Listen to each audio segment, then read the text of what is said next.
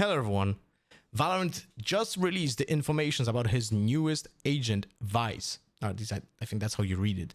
It's a sentinel with a hint, I think, of initiation. So she seems pretty nice. And we're gonna do a deep dive on the first impression of how the ability work, how they can be used in the game, and how I feel like about the agent. Will she actually be played or not? But this is before I actually played her, so this is some of my speculations. But before we jump, just quick shout out, this video is sponsored by Elgato, who's for example doing stream decks like this, and also have an amazing update to the teleprompter, which is connected to AI, and you can actually see how the teleprompter is moving the text when you speak. It's pretty cool. Anyway, let's go back now to the Valorant Agent VYSE. We're gonna play the video that showcases all the utility first. It's a minute and a half, but you're gonna see all the utility pieces. We're gonna go one by one. So there's a wall, there's a flash, and there's a trap. And the ultimate is separate. So you have seen the flash, you see the trap. There's a flash again that is put on the walls, right? And the wall is indestructible. We're gonna go in detail about that later on. This is the ultimate that takes away the guns. The main gun, let me say it like that. It takes away the main gun from the opponent. So they're gonna play only with the pistols. You have to activate the traps manually, but the wall goes up when someone crosses it. And it cannot be destroyed, as I said earlier, right? So it kind of looks pretty okay. Now, we're gonna do a deep dive on how I think is gonna actually be used in the game and how we can use it to play on both attack and defense. But the visuals are fantastic. And I know a little bit of the numbers, so we're gonna talk about that as well. All right, so now let me go to every single utility piece one by one. So the first one that we go through is the arc rose, which deploys an invisible rose. And when you use it, it flashes players. Now, I don't know, because we don't exactly know how it works. It says that it deploys an invisible rose, and as you can see here, it can be used. This is the rose, so it flashes from here, but you can right click and then it puts on the other side of the wall. So you can use it in attacking as well because of that. So it pops on the other side of the wall like a breach flash. And if you would believe the description, this should be invisible and then you can activate it, but we don't know how fast it's ready to activate. So we don't know exactly how fast you can be with the execution of this. But if the entire flower is invisible when you put it through the wall, that actually makes it act like pretty fucking good. Because remember, it's also on 20-second cooldown, and if that means that you can put the flower in a different position, then you can go in 20 seconds intervals between spaces and flash through a corner. That would make her incredibly well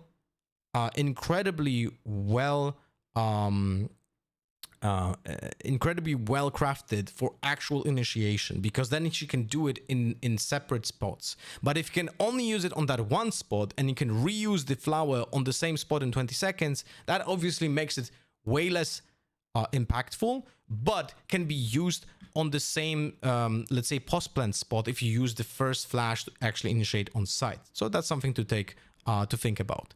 But again, that's an unknown, right? It takes around 1.5 seconds to explode as well. But it's actually pretty neat. So there are some unknowns here, but it's cool. Now, the second utility piece is shear.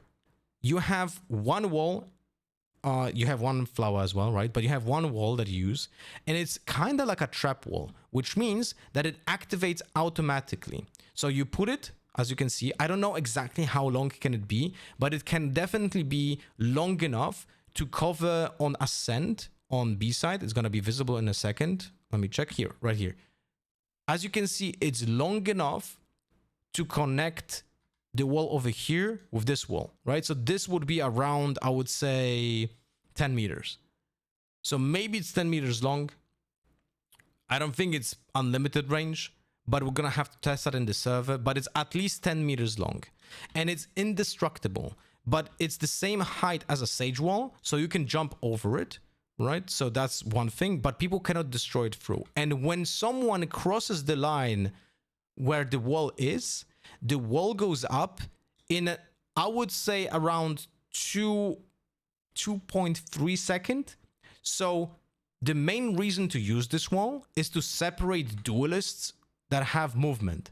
So when a Jet dashes forward, when a Raze uses the satchels, this is where this wall is actually impactful, because most likely the spacing between those players and the rest of the team is bad, and that wall will separate them. But if the team is just moving on foot, then this wall, in my eyes, is not gonna be typically fast enough to separate players. But I do think it's gonna be very impactful against agents that have mobility, and they actually can get isolated because of that, which is pretty nuts, and it's gonna be very good in ranked. So that's pretty cool. We don't know the prices of the utility, but yeah. Now the last piece, oh wait, this is the old. I wanted to talk about Arcros here. Razor Wine, here we go. This is the trap. So you put it on the ground, as you can see over here, right? I don't know exactly what is the range of the utility, like how far away can you be from the ground to place it. I don't know the same thing about the flash. I don't know how far away from a wall can you be. If it's gonna be like anything up to 20 meters, like a camera from Cypher, that's great. Then the flash has a lot of flexibility. But if it's anything like around 10 meters, then that limits a lot of the way you can play with it. But again, we're going to test that on the server. But it does affect the way that the game is going to be played with this agent. So the longer the range of putting the razor wine, so the trap, or the pedal, so the flash is going to be, the better for the agent itself. But we cannot know that yet. So now razor wine is a trap that you have to activate yourself. So you have to, just like the nanoswarm, tap it with your use key to explode. As you can see, the range is pretty nuts.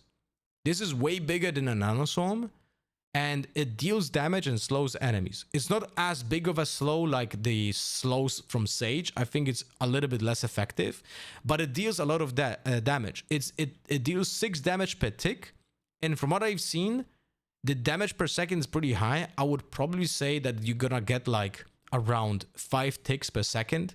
So it's gonna be like 30 damage per second, maybe even higher. So it's pretty nuts. And now the ult.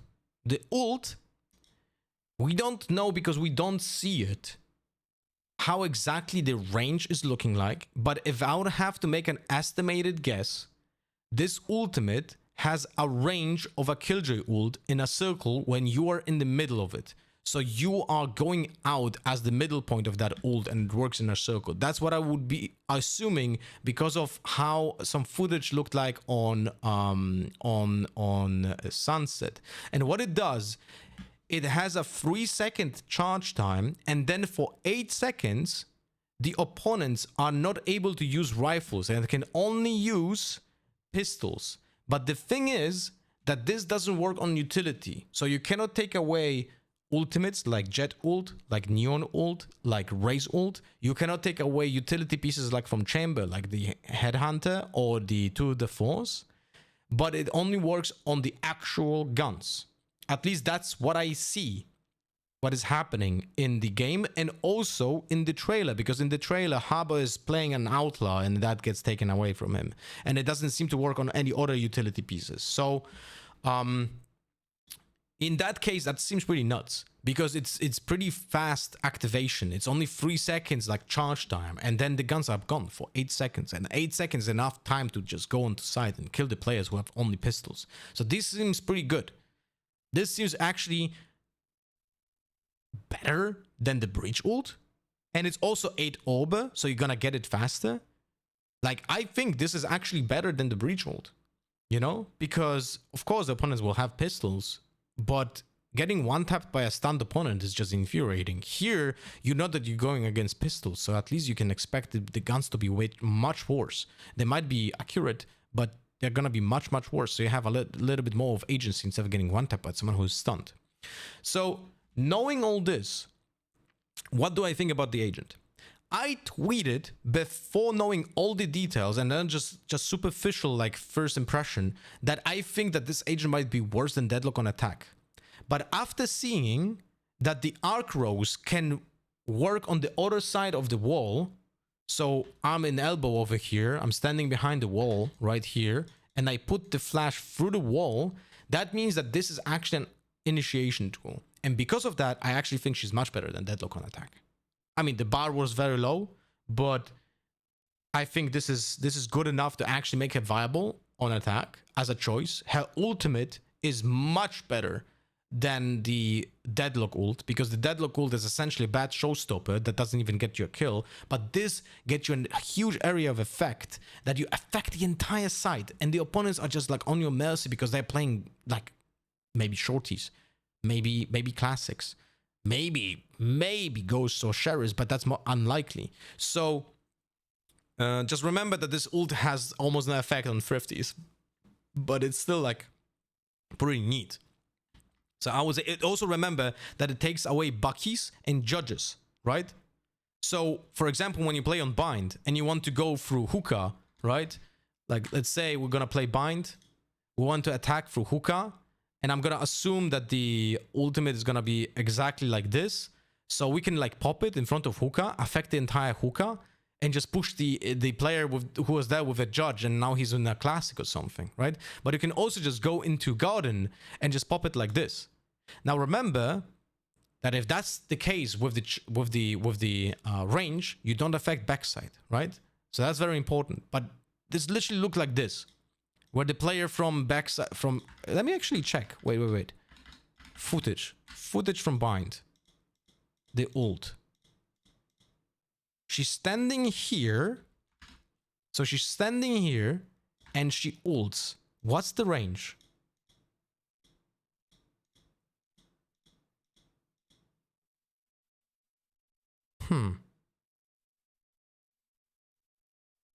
It looks like it's bigger range. Because it does range after the tube. And this one doesn't. And Killjoy is the same size. Oh wait, Killjoy's bigger. Yeah, this looks like this. Never mind. I took Harbor ult for no reason. Because Harbor ult moves. So this looks like this. Exactly like Killjoy ult. Yeah, I would say this is gonna be the range of the ult. Like this. And in this case, this is actually pretty neat.